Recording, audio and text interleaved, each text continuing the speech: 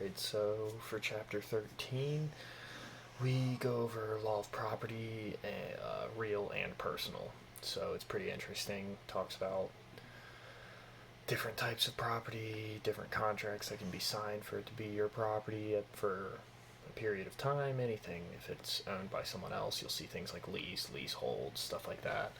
So what real property is land and everything permanently attached to it, so that's your ownership of what would be real property. Then you see what a fixture is, which is an item that is initially a piece of personal property but is later attached permanently to realty and is treated as part of the realty.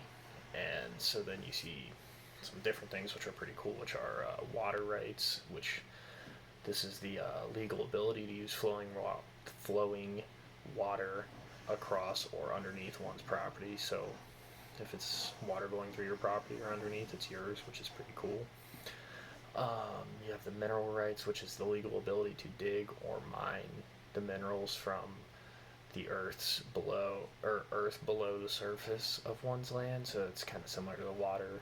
If it's minerals and it's under your property, so your backyard, for whatever reason there's coal in your backyard, then that coal is technically yours, and you can dig it up and do whatever you please with it. And then you go into cool things like life estate. Sorry, 1 second. And what life estate is the right to own and possess the land until one dies. So that's yours, and upon death, it becomes open to maybe who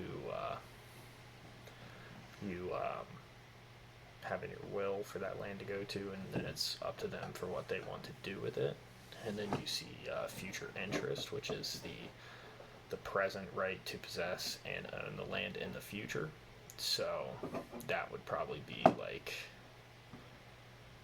your grandpa dies and your grandpa has said that after he dies the land is your mom or dad's. So once they die, it's your mom or dad's possession to do what they want with it.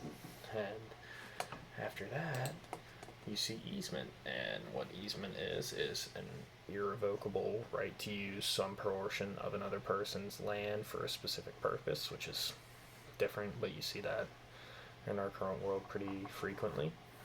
And so then you'll see like a lease, which you're going to find more in renting properties and stuff like that. And so the lease is the contract that transfers possessory interest in a property from the owner to the tenant, so the leaser to the leasee.